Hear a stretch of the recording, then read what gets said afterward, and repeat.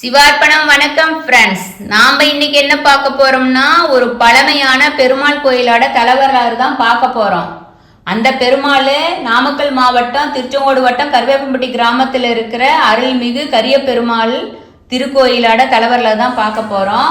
அந்த கரிய பெருமாள் ஸ்ரீதேவி பூதேவி சமேதரா அந்த கோயிலை எழுந்தருளி மக்களுக்கு ஆசீர்வாதம் பண்ணிட்டு இருக்காங்க.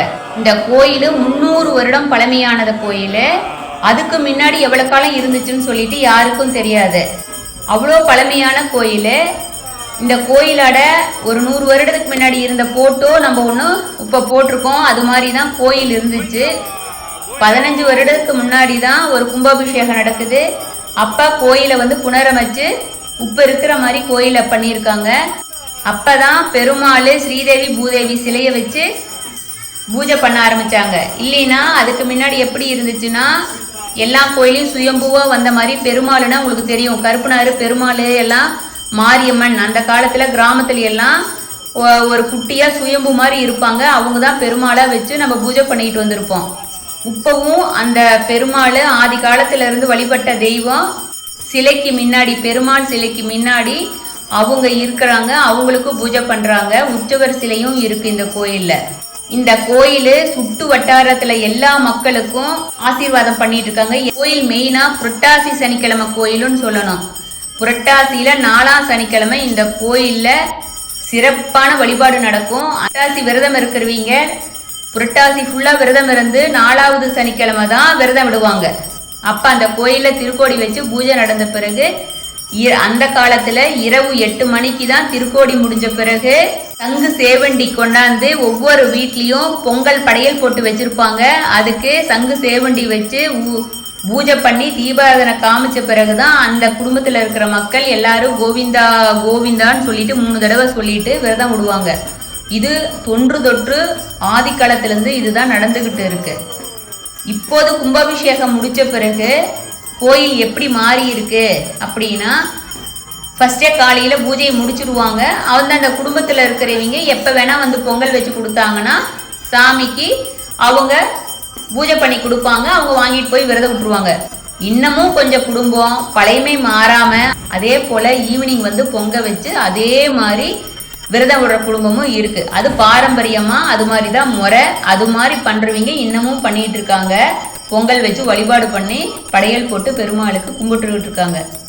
இந்த பெருமாள் நம்ம ஏன் இவ்வளோ சிறப்பாக சொல்கிறோம் அப்படின்னா, இந்த பெருமாளில் சேர்வை போடுறதுன்னு சொல்லிட்டு தான் விழா ஸ்டார்ட் ஆகும். எப்படின்னா, புரட்டாசி 3ஆம் சனிக்கிழமைக்கு முன்னாடி வர வெள்ளிக்கிழமை தான் சேர்வை போடுவாங்க சாமிக்கு. இந்த சேர்வை போடுறதுல ஒரு விசேஷம் பழமுழுங்கிறது அப்படின்னு சொல்லுவாங்க. சேர்வை போட்டு 10 நாள் விழாவா வரும். சேர்வை போட்டாங்கன்னா சாமி இந்த பெருமாள் ஊருக்கு வெளியில இருக்குது, ஏரிக்கரையோரம் இருக்காங்க இந்த பெருமாள். அப்ப சாமியை உற்சவரை என்ன பண்ணுவாங்க, ஒரு பேழைக்குள்ள உற்சவரை வச்சு ஒரு வீடு மாதிரி கட்டி அவர் பூஜை பண்றவர் விரதம் இருக்கிறவர் அந்த கோயிலுக்கு அந்த பேழைய சீமாடு கட்டி தலையில வச்சிருவாங்க. வச்சுட்டு நீங்க இப்ப வீடியோ பாக்குறீங்க இல்லையா, அதுதான் உற்சவர் வச்சிருந்த அந்த பேழையை எடுத்து வச்சுக்கிட்டாங்கன்னா ஒரு கையில கத்தியும் ஒரு கையில மணியும் வச்சுக்குவாங்க. அப்படி மணி அடிச்சுக்கிட்டே சாமிக்கு பூஜையை ஆரம்பிச்சுட்டு மணி அடிச்சுக்கிட்டே கீழே உட்கார்ந்துக்கிட்டே தான் ரவுண்ட் அடிச்சு வருவாங்க. வெளியில அதே போல கையில ஒரு கையில கத்தி ஒரு கையில மணி, தலையில இருக்கிற உற்சவரை கையில தொடமாட்டாங்க. பேழையில இருக்கிற உற்சவரை அவர் விரதம் இருந்து அந்த பூஜையை பண்ணுவாரு. அப்படி ஏதாச்சும் அதுல குறை வந்துச்சுன்னா, இல்ல அந்த ஊர்ல ஏதாவது மழை வராதோ சாங்கியம் இருக்கும், அந்த பேழையை தலையில வச்சுட்டு மணி அடிச்சுக்கிட்டே வெளியில வந்துடுறாங்க இல்லையா. வெளியில கோமாளி வேஷம் போட்டு ஒருத்தர் இருப்பாரு, கோமாளின்னு சொல்லிட்டு. அந்த கோமாளியும் அவரும் கூடவே சாமி கூடவே ஆடிக்கிட்டு போவாங்க. சாமி ஊருக்கு வெளியே ஏரிக்கரையில இருக்காங்க. அங்கிருந்து சாமி அதோட வீட்டுக்கு போறாங்க. எப்ப அன்னைக்கு வெள்ளிக்கிழமையே சாமி வீட்டுக்கு போயிடுவாங்க. அந்த வீட்டில் போயிட்டு அங்க சாமியை இறக்கி வச்சிருவாங்க. சாமியோட வீட்டுக்குள்ள இறக்கி வச்சிருவாங்க. இறக்கி வச்சுட்டு அடுத்த நாள் 2வது நாள் என்ன பண்ணுவாங்க, அதே போல சாமிக்கு பூஜை பண்ணி பூசாரி அதே போல தலையில் எடுத்து வச்சுக்கிட்டு ஒரு கையில கத்தி ஒரு கையில மணியாட அடிச்சுக்கிட்டு அந்த கோயிலுக்கு சம்பந்தமான பாத்தியப்பட்ட வீட்டுக்கு எல்லாத்துக்குமே ஒவ்வொரு வீட்டுக்கும் போவாங்க. சாமி உற்சவரை கூட்டி கொண்டுட்டு போவாங்க. போனாங்கன்னா அது சாமி வீதி உலா வர மாதிரி ஒவ்வொருத்தர் வீட்டுக்கும் போயிட்டு வருவாங்க. அப்புறம் நைட்டு 8 மணிக்கெல்லாம் மறுபடியும் சாமி வீட்டுக்கே வந்துடுறாங்க. 3வது நாள் ஞாயிற்றுக்கிழமை அதே போல மறுபடியும் சாமி வீட்டை விட்டு கிளம்புறாங்க. கிளம்பி அதே போல ஒவ்வொரு வீட்டுக்கா போறாங்க. போயிட்டு மறுபடியும் நைட்டு 8 மணிக்கெல்லாம் அதோட வீட்டுக்கு வந்து சேர்ந்துக்கிறாங்க. 4வது நாள் திங்கக்கிழமை சாமிக்கு ரெஸ்ட். ஏன்னா வண்டி வாகனம் இருக்குது. இதே 100 வருஷத்துக்கு முன்னாடி 50 வருஷத்துக்கு முன்னாடி எல்லாம் அந்த கோயில்ல பூஜை பண்றவரு தலையில வச்சுக்கிட்டாருன்னா கீழே இறக்க கூடாது, கால்நடையாதான் ஒவ்வொரு வீட்டுக்கும் போவாங்க. அந்த கோயில இருந்து குறைஞ்சது சுட்டு வட்டாரம் 30 கிலோமீட்டர் அளவுல கோயிலை சுத்தி இருக்கிற வீட்டுக்கெல்லாம் போயிட்டு வருவாங்க. அப்ப எப்படி பாரம்பரியம் விடாத இன்னமும் அந்த கோயில்ல நடந்துகிட்டு இருக்கு.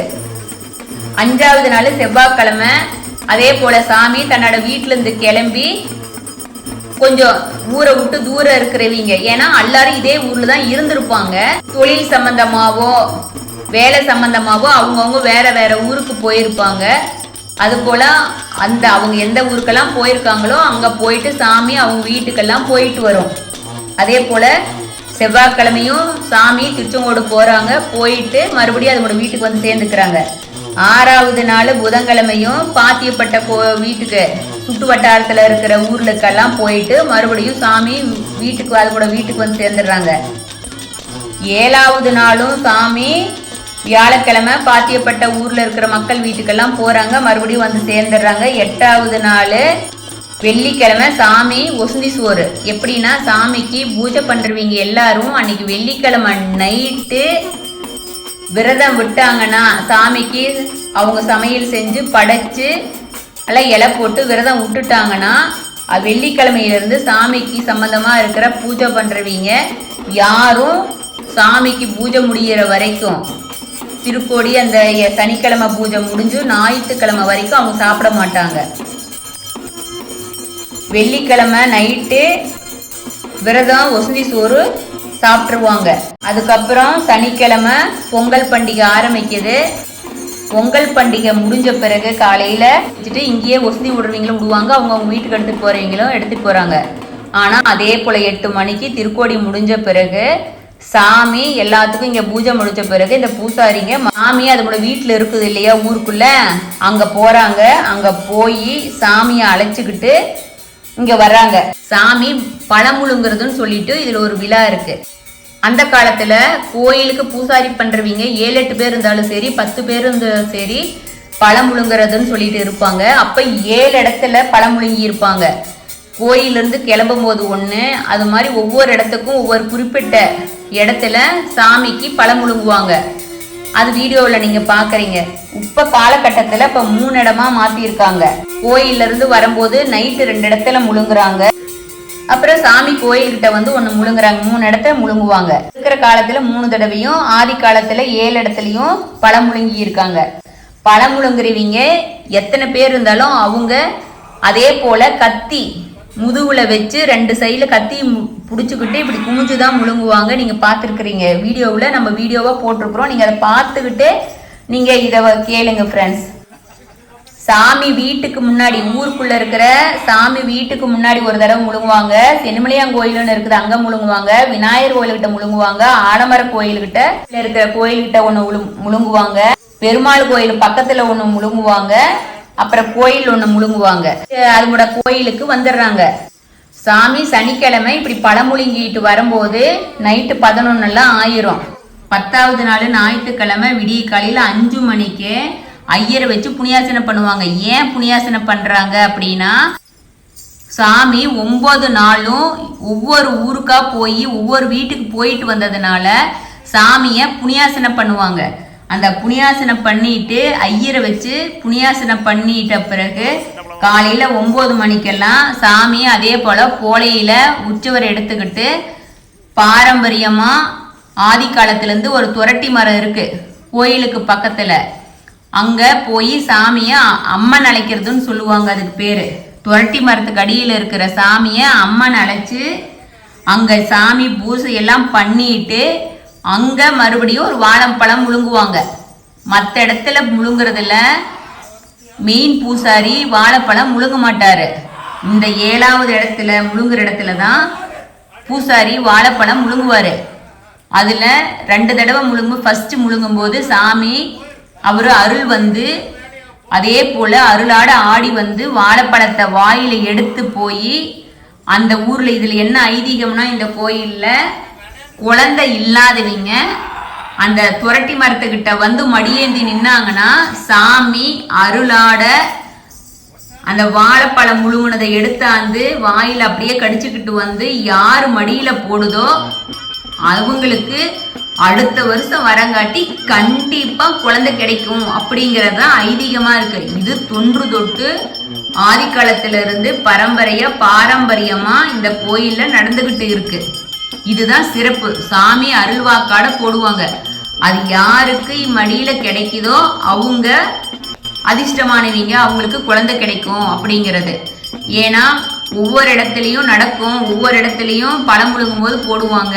அது வந்து எதுக்குன்னா திருமணம் ஆகாதவங்க, தொழில், இது மாதிரி அவங்களுக்கு என்ன தேவையோ குடும்பத்துக்கு பலவிதமா தேவைக்காக அது மாதிரி மடியேந்தி இருந்தாங்கன்னா அது இந்த துரட்டி மரத்துக்கிட்ட மட்டும்தான் மடியேந்தி இருக்கிறது குழந்தை வரம் வேண்டும் அப்படிங்கிறதுக்கு தான். இது வந்து அந்த பூசாரிய வாயில அருள் வந்து போடுவாரு. கடவுளாட கிருபை இருக்குதுன்னு அர்த்தம். அவங்களுக்கு அடுத்த வருஷம் வரங்காட்டி அவங்க வீட்டுல குழந்தை இருக்கும் பெருமாள் அப்படிங்கிறது சச்சுருவா நடந்துகிட்டு இருக்கு. இதுவரை துரட்டி மரத்துக்கிட்ட அம்மையை அழைச்சுக்கிட்டு கோயிலுக்கு வந்து வாசப்படிக்கிட்ட ஒரு தடவை பழம் முழுங்குவாங்க.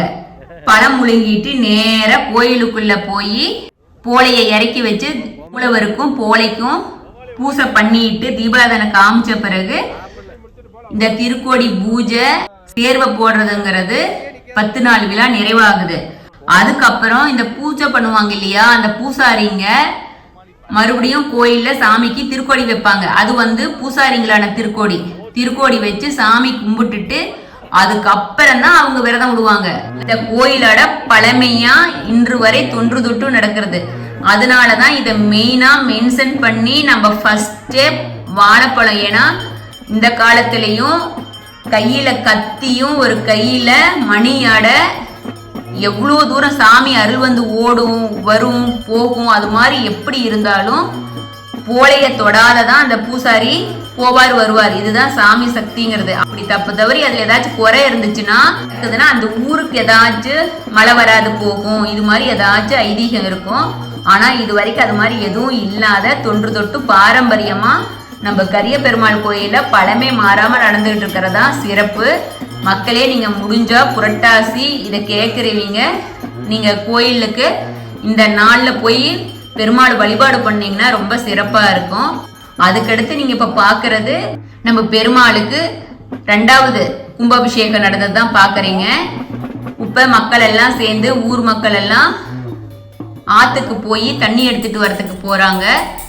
பெண்கள் எல்லாம் அந்த ஊர்ல இருக்கிற பெண்கள் எல்லாரும் போய் ஆத்துல தண்ணி எடுத்துக்கிட்டு வர்றதை பாக்குறீங்க. தண்ணி எடுத்துக்கிட்டு வந்துட்டு கோயில்ல வைக்கிறாங்க. அதுக்கப்புறம் முளைப்பேரி போட்டு வச்சிருப்பாங்க. முளைப்பேரி விழா நடக்குது கோயில்ல. ஐயரு கும்பாபிஷேகத்துக்கான விழா ஸ்டார்ட் பண்ணி யாக கால பூஜை ஸ்டார்ட் ஆகுது. தீர்த்த குடம் எடுத்துக்கிட்டு கோயிலை சுத்தி வர்றாங்க.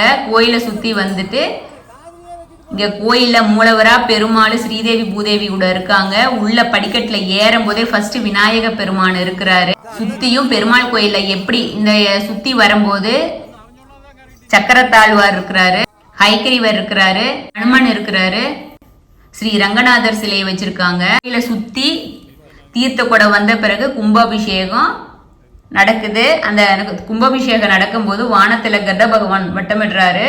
கும்பாபிஷேகம் முடிஞ்சதையும் சாமிக்கு திருக்கல்யாணம் நடக்குது. இப்ப ஐயர் வந்துட்டு திருக்கல்யாண தாலிய எடுத்து மக்களுக்கு முன்னாடி காமிக்கிறாரு. மக்கள் எல்லாம் பார்த்து தொட்டு கண்ணில் தொட்டு கும்பிட்டுக்கிறாங்க. கும்பிட்டு திருக்கல்யாணம் முடியுது. திருக்கல்யாணம் முடிஞ்சதையும் தீபாராதனை நடக்குது. பெருமாளை தரிசனம் பண்றாங்க. 48 நாள் பூஜை நடக்குது. மண்டல பூஜை முடிஞ்ச பிறகு சங்க அபிஷேகம் சாமிக்கு பண்றாங்க. சங்காபிஷேகம் முடிஞ்ச பிறகு நிறைவா சாமிக்கு அபிஷேகம் ஆராதனை முடிஞ்சு தீபாரதனை பாக்குறீங்க. பெருமாளை சனிக்கிழமை வழிபாடு பண்றதுன்னா சிறப்பு. அப்படி வருஷம் ஃபுல்லா வழிபட முடியாதவங்க புரட்டாசியில வர்ற சனிக்கிழமையினாச்சும் பெருமாளுக்கு பூஜை செஞ்சு வழிபடுறது ரொம்ப சிறப்பு. அன்னைக்கு அன்னதானம் செஞ்சு பெருமாளுக்கு வழிபாடு பண்ணாலும் சிறப்பா இருக்கும். புரட்டாசி மாதம் பெருமாளுக்கு உகந்ததா இருக்குதுன்னு உங்களுக்கு எல்லாத்துக்கும் தெரியும். அப்ப புரட்டாசி சனிக்கிழமை சனீஸ்வர பகவானும் அவதரிச்ச நாள் அப்படிங்கிறதுனால புரட்டாசி சனிக்கிழமை சனி பகவானுக்கு உகந்த நாளா இருக்கு. சனிக்கிழமை எல்லாத்து வீட்லயும் யாருமே நான்வெஜ் சாப்பிட மாட்டாங்க. நான்வெஜ் சாப்பிடாத சைவ உணவு மட்டும் சாப்பிட்டு விரதம் இருப்பாங்க. நவகிரகங்கள புதன் கிரகத்துக்குரிய பாதமா நம்ம புரட்டாசி மாதம் இருக்குது. புதன் கிரகத்துக்கு அதிதேவையா இருக்கிறவரு நம்ம மகாவிஷ்ணு. புதன் கிரகத்தோட அருளை பெறணும்னா நம்ம மகாவிஷ்ணு வழிபாடு பண்றது சிறப்பு. மகாவிஷ்ணு பெருமாளோட அம்சமா இருக்கிறாரு. புதனுக்குரிய வீடு கன்னி ராசி. அந்த கன்னி ராசியில சூரிய பகவான் அமர்றதுதான் புரட்டாசி மாதம். அந்த மாசம் பெருமாளுக்கு பூஜை புனஸ்காரம் பஜனைகள் எல்லாம் நம்ம செஞ்சு வழிபாடு பண்ணோம்னா ரொம்ப சிறப்பா இருக்கும். திருப்பதியில பிரம்மோற்சவம் நடந்துகிட்டு இருக்கும் புரட்டாசினா. அது எவ்வளவு பெருமாளுக்கு சிறப்பு. நாம திருப்பதி போக முடியாதவங்க பக்கத்துல இருக்கிற பெருமாள் கோயில் போய் வழிபாடு பண்ணணும்னா நாம திருப்பதி தான் போகணும்னு இல்லை, இங்க இருக்கிற பெருமாளை வழிபாடு பண்ணினாலுமே பெருமாளோட ஆசீர்வாதம் நமக்கு பரிபூர்ணமா கிடைக்கும். புரட்டாசி மாசத்தை யமனாட கோரை பற்குள்ள ஒண்ணுன்னு சொல்லிட்டு அக்னி புராணத்துல குறிப்பிட்டிருக்கிறாங்க. நம்ம புரட்டாசி மாசத்துல பெருமாளை வழிபாடு பண்ணோம்னா யம பயம் நீங்கும், துன்பங்கள் நம்மளை விட்டு தூர விலகும். புரட்டாசி மாசத்துல நம்ம காக்கும் கடவுளா இருக்கிற பெருமாளை வழிபாடு பண்ணோம்னா மகாலட்சுமியோட ஆசீர்வாதமும் நமக்கு பரிபூர்ணமா கிடைக்கும். எப்பவுமே சனிக்கிழமைனா ஒதுக்கி வைக்கிறாங்க அப்படின்னு சொல்லிட்டு சனீஸ்வர பகவான் பெருமாள் கிட்ட போய் கேக்குறாரு. புரட்டாசியில தான் மகாவிஷ்ணுவும் இந்த உலகத்துல மனித அவதாரம் எடுத்தாரு. அவரு வெங்கடேஸ்வரரா திருவோண நட்சத்திரத்துல அவதரிச்சதா சொல்றாங்க. வெங்கடேஸ்வர பெருமான் காக்கும் கடவுளா இருக்கிறாரு. பத்மாவதி தாயார கல்யாணம் பண்ணிக்கிறதுக்காக பெருமாள் அவதாரம் பண்றாரு. கிரண்யன் ஹோலிகா அப்படின்னு 2 பேரு. துவாபர குலத்துல விஷ்ணு பகவான் கண்ணனா பிறக்கும் போது அவரை கொல்றதுக்கு வரும்போது சனி பகவானோட பார்வைப்பட்டு ஹோலிகாவை எரிச்சு சாம்பலாக்கிடுறாங்க. அதனால சனி பகவானு கிருஷ்ண பகவான்கிட்ட சொல்றாரு. சனி பகவானு கிருஷ்ணர்கிட்ட கேக்குறாரு, சனிக்கிழமைய பெருமாளுக்கு உகந்த நாளா அறிவிக்கணும், அந்த நாள்ல வழிபாடு பண்ணுனா சனி தோஷமும் நிவர்த்தி ஆகணும் அப்படின்னு சொல்றாரு. அதே போல பெருமாள் ஆசீர்வாதம் பண்றாங்க. இதே போல இன்னொன்னு என்னன்னு சொல்றாங்கன்னா, நம்ம நாரதரு கலியுகத்துல மகாவிஷ்ணு திருப்பதி மலை மேல எழுந்தருளி இருக்கிறாரு. நாரதரு வேணுனே சனி பகவான்கிட்ட என்னன்னு சொல்றாரு, நீ பூலோகத்துல நீ யார வேணாலும் நீ பிடிக்கலாம், துன்பப்படுத்தலாம், ஆனா திருமலையில மட்டும் நீ சென்று காலை வச்சீனா அவ்வளவுதான் அப்படின்னு சனி பகவான தூண்டுறது போல பேசுறாரு. அதை கேட்டதையும் சனி பகவானுக்கு நம்ம எப்படியாச்சும் நம்ம அங்க போயே தீரணும் அப்படி நினைச்சு திருமலை மேல காலை வைக்கிறாரு. உடனே மகாவிஷ்ணுவோட கோபத்துக்கு ஆளாகி அங்கிருந்து சனீஸ்வர பகவான தூக்கி வீசப்படுறாரு. சனீஸ்வர பகவான் விஷ்ணு கிட்ட மன்னிப்பு கேட்கிறாரு. சனி பகவானோட மன்னிப்ப மகாவிஷ்ணுவை ஏத்துக்கிட்டு என்ன சொல்றாரு, என்ன நம்பி வர்ற மக்களுக்கு நீ எப்போதும் ஒரு துன்பமும் கொடுக்க கூடாது அப்படின்னு கேக்குறாங்க. அதனாலதான் சனீஸ்வர பகவான் என்னங்கிறாரு, நான் பிறந்ததும் புரட்டாசி மாதம் சனிக்கிழமை, இந்த நாளை உங்களுக்கு உகந்த நாளா நீங்க மாத்தி பக்தர்கள் உங்களை சிறப்பா வணங்கி வழிபட்டாங்கன்னா அவங்கள சனி பார்வையா நான் எதுவும் பண்ண மாட்டேன், அவங்களுக்கு வேண்டிய வரத்தை நீங்க கொடுக்கணும் அப்படின்னு சொல்லிட்டு கேக்குறாங்க. அந்த நாள் தான் புரட்டாசியில வர்ற சனிக்கிழமை விஷ்ணுவுக்கு உகந்த நாளாவும் மாறிச்சு. இந்த நாள்ல நீங்க சனீஸ்வர பகவான வழிபாடு பண்ணனீங்கன்னா சனீஸ்வர பகவானோட பார்வையிலிருந்தும் தப்பிக்கலாம் அப்படிங்கறதுதான் ஐதீகமா இருக்குது. மலையேறி போய் வழிபாடு பண்றது சிறப்பு. அப்படி மலையேறி போற மாதிரிதான் நம்ம ஊர்ல இருக்கிற கரிய பெருமாளும் குன்று மேல எழுந்தருளி இருக்கிறாரு. அந்த குன்று மேல இருக்கிற பெருமாளை ஏறி நீங்க வழிபாடு பண்ணீங்கன்னா பெருமாளோட ஆசீர்வாதம் பரிபூர்ணமா கிடைக்கும் அப்படிங்கிறதும், சனி தோஷம், அஷ்டமச்சனி, 7.5 சனினால வர்ற எல்லா கஷ்டங்களும் தீரும் அப்படிங்கிறதா ஐதீகமா இருக்குது. புரட்டாசியில இன்னொரு சிறப்பு என்னன்னா, திருப்பதி மலை மேல இருக்கிற பெருமாளை சாமி கும்பிடுறதுக்கும் பூ வாங்குறதுக்கும் ஒரு விளக்கு போடுறதுக்கு கூட பணம் இல்லாம வறுமையில ஒரு குயவன் இருக்கான். அவன் பானைய களிமண்ணுல செஞ்சு விற்கிறவன். அவன் பெருமாளை போய் வழிபட முடியாதனால, அதுக்கு பணம் இல்லாதனால அந்த களிமண்ணிலேயே பெருமாள் சிலைய செஞ்சு அதுக்கு மண்ணிலேயே பூக்கள் செஞ்சு பெருமாளை வழிபாடு பண்ணிக்கிட்டு வர்றான். அதே சமயம் திருமலைய ஆண்டுகிட்டு வந்த தொண்டைமானும் பெருமாள் பக்தரா இருக்கிறாரு. அவரு பெருமாளுக்கு தங்க பூக்கள் செஞ்சு பெருமாளுக்கு வழிபாடு பண்ணிக்கிட்டு இருக்கிறாரு. அவரு டெய்லி பூஜை பண்ணும்போது தங்க பூக்களும் இருக்குது, அதோட சேர்த்து களிமண் பூக்களும் அதுல இருக்குது. தொண்டை மன்னனுக்கு அதிர்ச்சி ஆயிடுது. என்னடா நம்ம தங்க பூவால சாமிக்கு அர்ச்சனை பண்ணிக்கிட்டு இருந்தா அதுல களிமண் பூ இருக்குதே அப்படின்னு சொல்லிட்டு தொண்டை மன்னன் அதிர்ச்சியாகி யோசிச்சுட்டு இருக்கும்போது தொண்டை மன்னன் கனவுல நம்ம பெருமாள் தோன்றி சொல்றாரு, அவனோட குயவனோட பக்தியை சொல்லி பூக்கள் வாங்கிறதுக்கு அவன்கிட்ட பணம் இல்லாதனால எனக்கு களிமண்ணுனால பூக்கள் செஞ்சு என்னை வழிபாடு பண்றான் அப்படின்னு சொல்லிட்டு சொல்றாரு. குயவன் பேர் பீமன். அந்த பீமனோட பக்திய உலகுக்கு தெரிவிக்கணும்னு பெருமாள் நினைக்கிறாரு. அதனால தொண்டை மன்னன்கிட்ட சொல்றாரு. பீமனோட பக்திக்கு மெச்சி இன்றளவும் நம்ம திருமலையில பெருமாளுக்கு அவர் உலகத்திலேயே பெரிய பணக்கார சாமின்னு நம்ம சொல்றோம். ஆனாலும் திருமலையில மண்ணு சட்டியில தான் இன்னமும் பெருமாளுக்கு நைவேத்தியம் கொடுக்குறாங்க. மண் சட்டியில இருக்கிற தயிர் சோறு தான் பெருமாளுக்கு நைவேத்தியமா கொடுக்குறாங்க. அந்த மண் சட்டியில இருக்கிற தயிர் சோறு கிடைச்சிவீங்க பிறவியில புண்ணியம் பண்ணுவீங்களா இருப்பாங்க. அது கிடைச்சா உங்க வாழ்க்கையில ஒரு நாள் நாச்சும் கிடைச்சிச்சுன்னா நீங்க பெருமாளோட பரிபூர்ணமான ஆசி பெற்றுவீங்கன்னு நினைச்சுக்கோங்க ஃப்ரெண்ட்ஸ். இதுல இருந்து என்ன தெரியுதுன்னா, நீங்க பெருமாளை பணங்காசு இருந்தா தான் வழிபாடு பண்ணணும், திருப்பதி போய் வழிபாடு பண்ணணும் அப்படியெல்லாம் கிடையவே கிடையாது. மனசார நம்ம ஊர்ல இருக்கிற பெருமாளை நீங்க மனதார வழிபாடு பண்ணினீங்கனாவே, ஒரு துளசி இலை சாத்தி வழிபாடு பண்ணினீங்கனாவே பெருமாளோட ஆசீர்வாதம் பரிபூரணமா உங்களுக்கு கிடைக்கும். அப்படிங்கிறதுக்காக தான் இந்த கதை, இந்த குயவன் பீமனின் கதையை இதுல நம்ம சேர்த்திருக்கோம். புரட்டாசி மாதம் பெருமாளுக்கு உகந்த நாளாகவும் இருக்கு, அது இல்லாத முன்னோர்களுக்கு உகந்த நாளா இருக்கு. முன்னோர்கள் வழிபாடு ரொம்ப சிறப்பு. மகாலய அமாவாசை இதுல தான் வருது.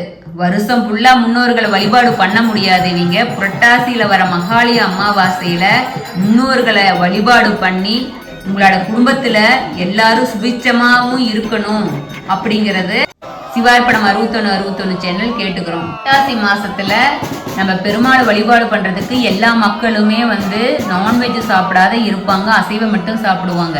ஒன்னும் ஆன்மீகமாவும் இருக்குது, இன்னொரு காரணம் அறிவியல் பூர்வமா என்ன அப்படின்னு சொன்னா, மாசத்துலதான் வெயில் குறைஞ்சு காத்தும் குறைஞ்சு மழை பெய்யும். அந்த மழை பெய்யும் போது அது வரைக்கும் நம்ம பூமி வெப்பமா இருக்கும். அந்த பூமி மேல மழை தண்ணி பட்டுச்சுன்னா அது சூட்டை கிளப்பும். அந்த வெயிலோட தன்மையை காட்டிலும் சூடு தன்மை ரொம்ப மோசமான விளைவை ஏற்படுத்தக்கூடியதா இருக்குது.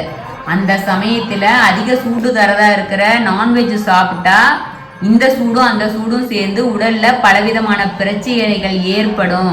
அதனாலதான் அந்த காலத்துல முன்னோர்கள் சாமி கும்பிட்றதாவும் சொல்லி அறிவியல் பூர்வமா நமக்கு நாம இப்ப தெரிஞ்சுக்கிறது அறிவியல் பூர்வமா, அப்பா ஆன்மீகமா சொல்லி நான்வெஜ் சாப்பிடாத இருப்பதுக்கான பெரியவங்க நம்மளை பழக்கி இருக்காங்க.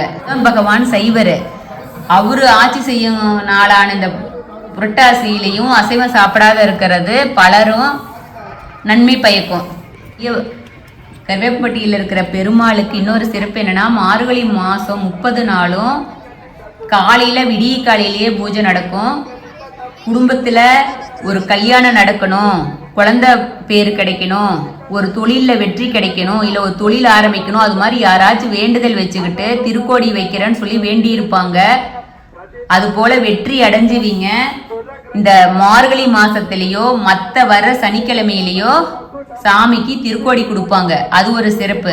சாமிக்கு வேண்டுதல் வச்சுக்கிட்டாங்கன்னா அது கண்டிப்பா நடக்கும் அப்படிங்கறது தொன்று தொட்டு இன்ன வரைக்கும் நடந்துகிட்டு இருக்கு. பாரம்பரியமான நிகழ்வா இருக்கும். ஒவ்வொரு கோயிலுக்கும் ஒவ்வொரு சிறப்பு இருக்கும். அதே போல நம்ம பெருமாளுக்கு சிறப்புகளை இது வரைக்கும் நீங்க பார்த்தீங்க. பழமை மாறாம இன்ன வரைக்கும் அதே போல புரட்டாசி 4ஆம் சனிக்கிழமை இரவு 8 மணிக்கு விரதம் விடுற குடும்பம் பாரம்பரியமானதுன்னு சொல்லிட்டு நம்ம சிவார்ப்பணம் 61 சேனல் பெருமைப்பட்டுக்கிறோம். இது பழமை மாறாம யாரு கடைபிடிக்கிறாங்களோ அவங்களுக்கு பெருமாளோட வழிபாடு அருள் ஆசீர்வாதம் பரிபூர்ணமா கிடைக்கும். இது வரைக்கும் பழமை மாறாம பெருமாள் கோயில் வழிபாடு நடந்துட்டு இருக்கு. அது போலவும் இனிமேலும் வரப்போற காலங்கள்லையும் பெருமாளோட பூஜை புனஸ்காரங்கள் அந்த பழம் முழுங்குறதெல்லாம் வழிபாடு பழமை மாறாம நடக்கும் அப்படின்னு நம்ம பெருமாள் பாதத்திலே ஒப்படைக்கிறோம்.